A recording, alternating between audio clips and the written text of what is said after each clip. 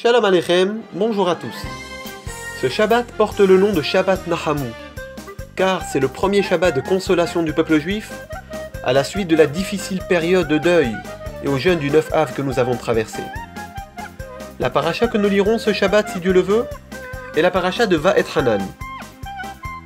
Au 6e chapitre, Passouk 10 à 12, Moshe Rabbeinu vient mettre en garde les béné Israël.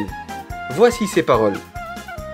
Ce sera quand Hachem, ton Dieu, t'amènera vers le pays qu'il a juré à tes pères, Abraham, Yitzhak et Yaakov, de te donner, des villes grandes que tu n'as pas construites, et des maisons remplies de tout bien, des puits creusés que tu n'as pas creusés, des vignes et des oliviers que tu n'as pas plantés, et tu mangeras et tu seras rassasié. Garde-toi d'oublier Hachem qui t'a fait sortir du pays d'Égypte, de la maison d'esclavage. C'est-à-dire que les enfants d'Israël hériteront de villes qui sont déjà fonctionnelles. Tout est déjà complètement prêt pour eux. Ils n'auront même pas à construire leur maison, car elles le sont déjà. Les puits et les citernes sont déjà pleins d'eau. Des arbres de toutes sortes sont déjà plantés.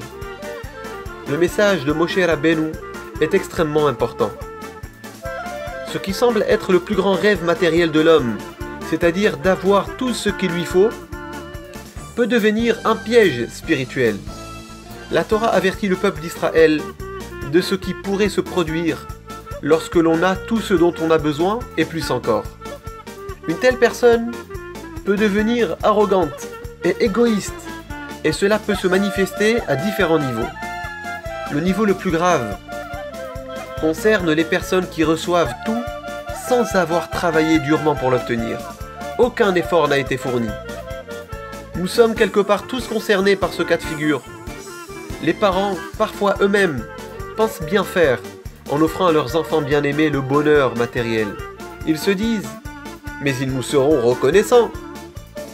Malheureusement non, les enfants apprennent seulement que les choses leur sont dues et qu'ils ne sont pas obligés de fournir un effort pour obtenir l'objet, le jouet, la console ou même les vêtements qu'ils désirent. C'est une erreur.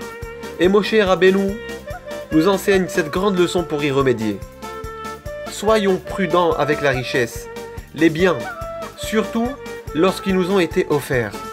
N'oublions jamais qui nous en a fait cadeau. N'oublions pas que Hachem attend quelque chose de nous.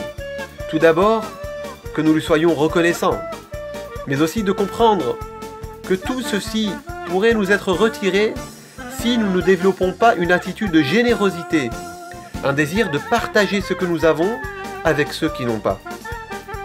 Alors sachons partager notre temps, notre argent, notre nourriture, nos bonbons pour les plus petits, et surtout, n'hésitons pas à partager la Torah avec notre entourage.